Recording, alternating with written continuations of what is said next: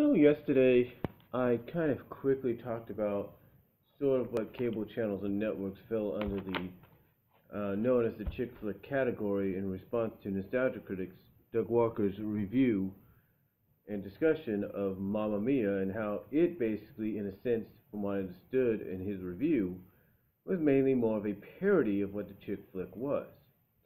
Now, Doug, critic, if you will, brought up some good points. He brought up the fact that there are some good chick flicks out there.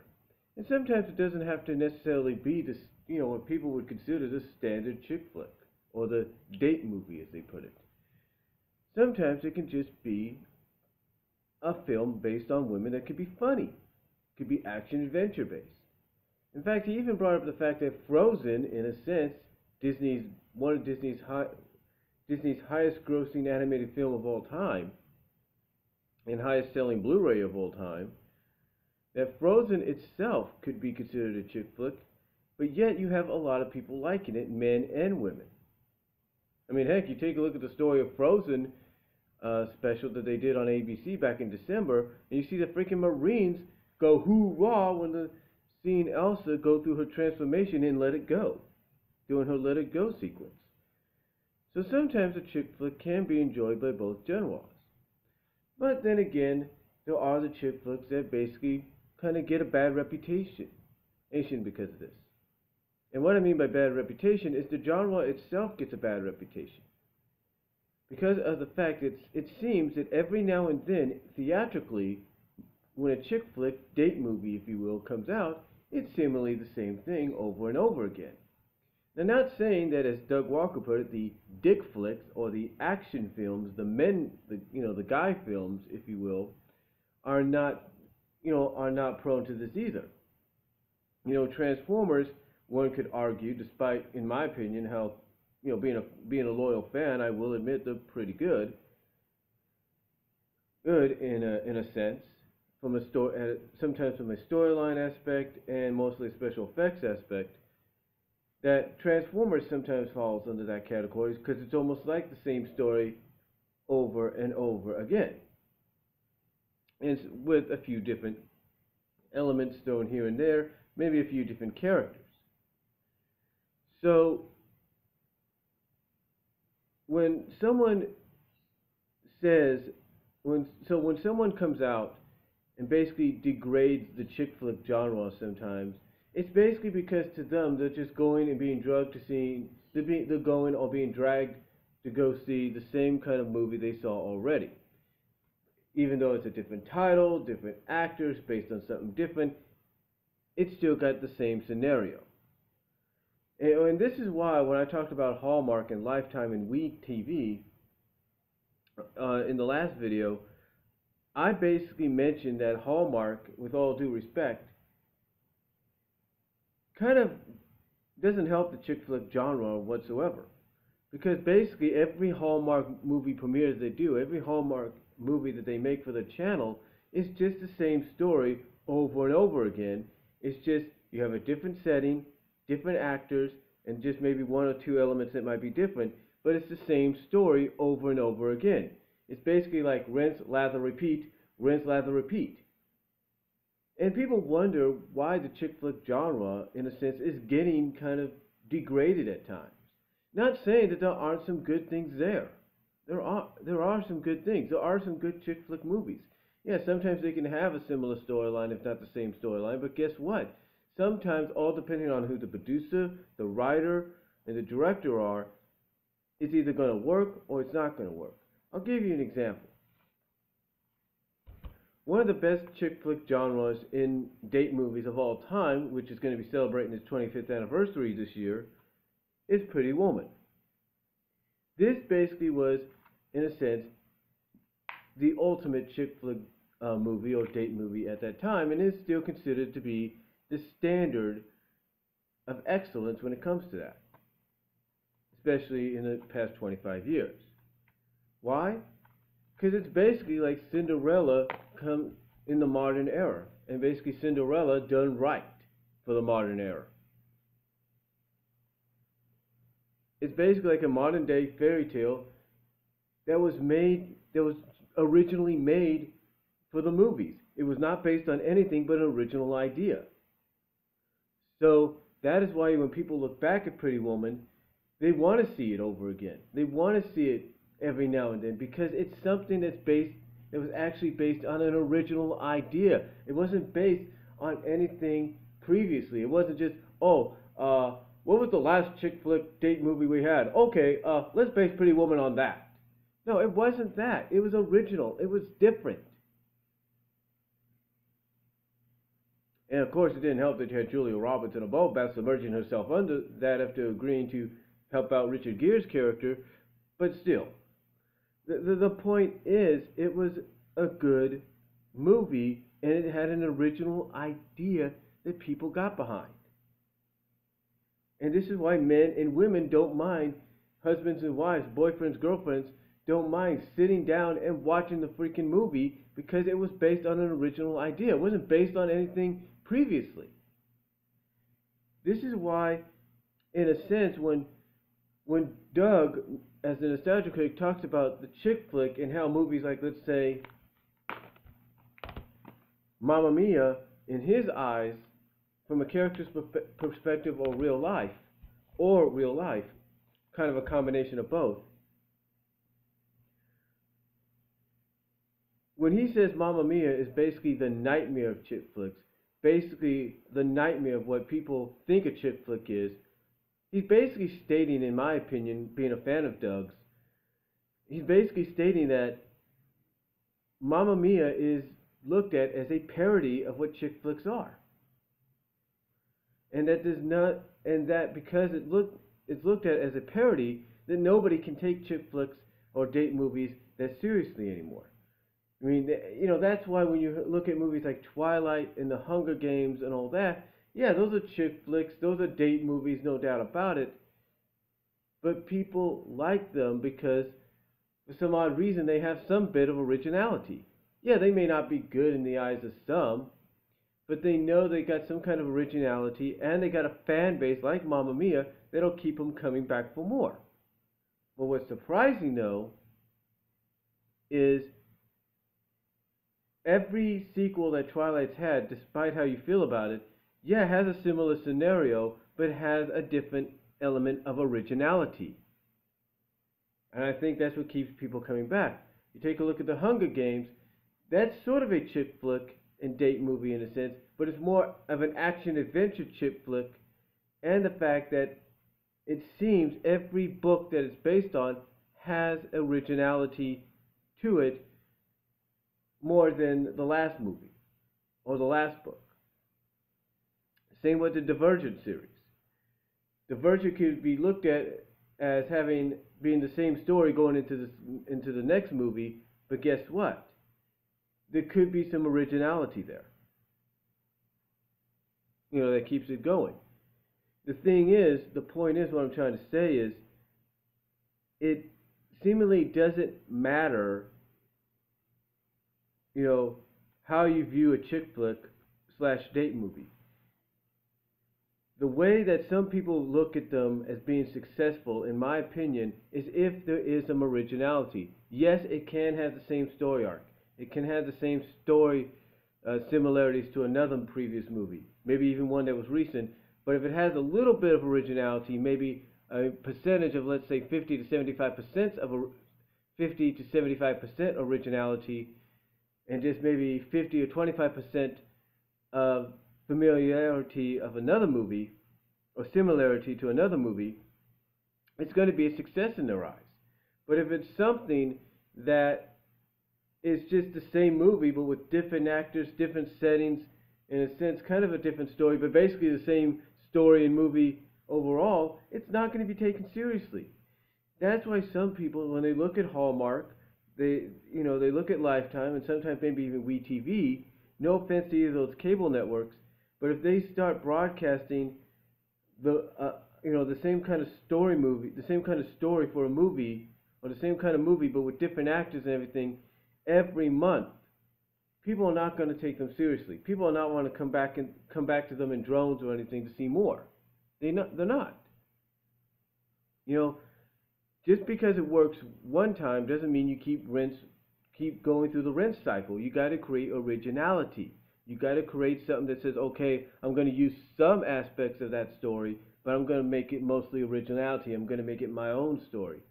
You take a look at, The Notebook, and the reason this thing became successful is because it had a bit of originality. It was more of a flashback than anything else.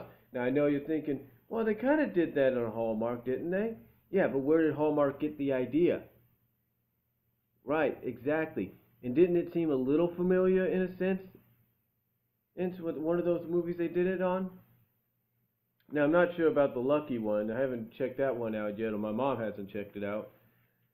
But the point is, the reason people like The Notebook is because it has that bit of originality to it, being somewhat of a flashback, which is why now you see some Hallmark movies kind of rinse and repeat that same cycle in their movies.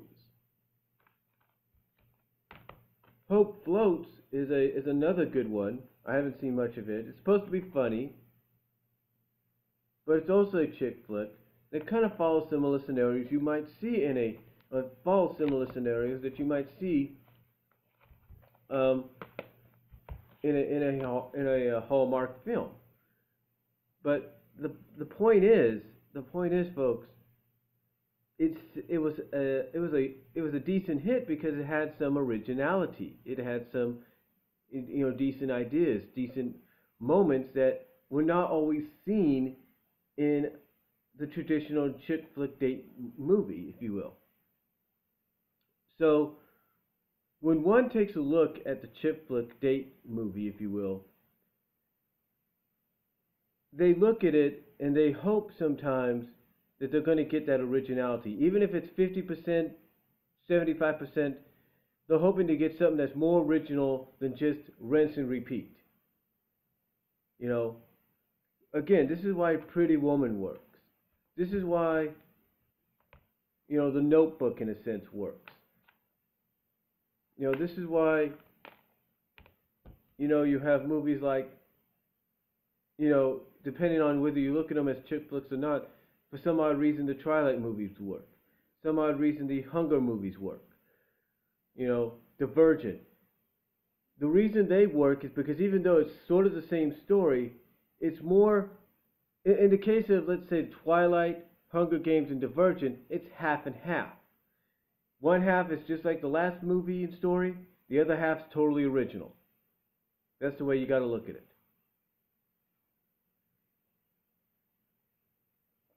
That's the way you got to look at it. And I think that's all people are asking for. I mean, this is why sometimes people look at the chick flick and they say, and basically they say they can't take these movies seriously anymore. It's kind of like, it's kind of like with my mom. One of her favorite movies is Fools Rush In. Yeah, it's funny, there's no doubt about it, but we've seen that same scenario over and over again, which is why people pretty much have given it 1 or 2 stars. It's the same story we've seen time and time again. It's a story you can see on freaking Hallmark all the time. For some odd reason, she likes it. I don't know if it's because of the actor and actress involved. I don't know. I mean, if there is originality, there's only like 25% originality, and the originality is you have a white guy. I'm not trying to be racist or anything, but you basically have a white guy, in love, or trying to convince himself he may or may not be in love, which he ends up being, in love with a Latina from Mexico who ends up pregnant with his child. That's probably the only originality you have. And the other original idea that probably reaches that 25% is she has the baby in traffic, or she has the baby in her car, which we have seen before, but not that much in theaters.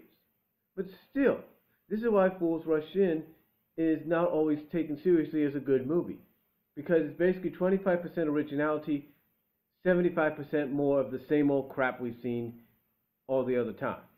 That's about it. And again, nothing against the movie itself. If you like the movie, fine, that's your opinion. Go ahead, enjoy it.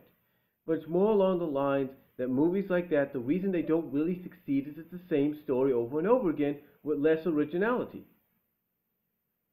And I think that's why some people want something different. That's why with some of these other so-called chick flick date movies that are coming, that are seemingly getting some praise and all that already, is because they're different. They've got originality to them. Whether it's 75%, 50%, 90%, they have some originality to them. They're not rinse, lather, and repeat like a lot of other chick flick movies and stuff are. Again, this is why when Hallmark premieres a movie every other week or every month or every weekend, people can't really take it seriously because it's just the same movie over and over again. It's the same story over and over again. People pretty much know what's going to happen. And hey, if you're a fan of that, fine. If you enjoy what Hallmark gives you, fine. If you enjoy what Lifetime gives you, fine. If you enjoy what WeTV gives you, fine. That's good. You know, more power to you, more power to them. But the thing is, unless there's some kind of originality thrown into the mix, which basically either shares half of that movie, which half original, half of the same of what you've seen before, it's not going to work. If it's 75% original and 25% of what you've seen before, it might work. It'll get your attention. Heck, if it's 90% originality and 10% of what you've seen before, then it really will get your attention. It will really want you begging for more. But the point is, the reason people, and according to Doug's review as the nostalgia critic in a sense last night, or this week I should say, the reason people sometimes can't take a chick flick seriously anymore is because it's usually the same thing over and over again. And it's kind of like with movies like Mamma Mia. You know, Mamma Mia, yes, they got a huge fan base. There's probably no doubt about that. But if you look at a movie like this, and it uses, with no offense, probably one of the best 70s, early 80s groups out there, the ABBA, and their songs as its soundtrack and musical soundtrack, people are either going to take it seriously or they're going to piss on it. And there's a lot of people that will pretty much be half and half on it. Sometimes the latter half being more the majority. I hate to say that. I'm not trying to be mean or anything. Like I say, you like Mamma Mia? Hey, fine, go ahead and enjoy it. Heck, put it on tonight and enjoy yourselves.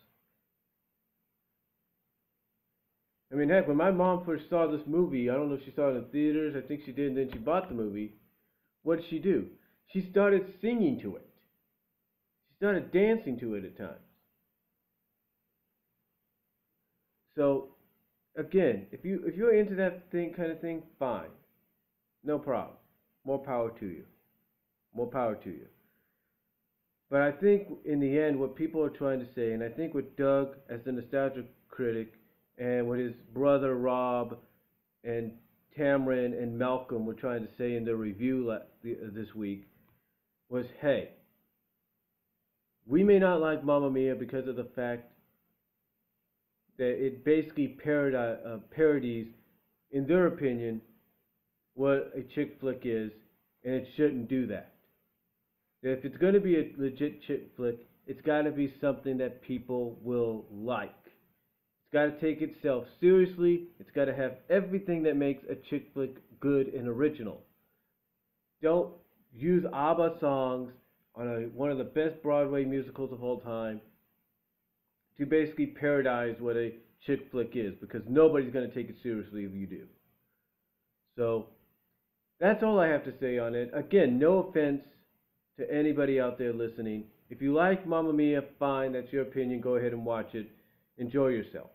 I'm just trying to point out a fact, just like I think Doug tried to do with his friends, and I think anybody else watching would agree, that if you're going to make a chick flick, don't rinse and repeat. Try to put in some originality, whether it's half originality, 50-50, 75%, 90%. You try to put some kind of majority towards the originality and less towards the rinse and repeat of what a chick flick is. You don't want people complaining that they already know what's going to happen at the end. So that's all I have to say about it. You guys let me know what you think down below. Comment if you like. And check out Doug's review of Mamma Mia here on YouTube at the League of Super Critics and at blimp.tv. So that's all I'm going to say. Thank you all for watching, and I'm out.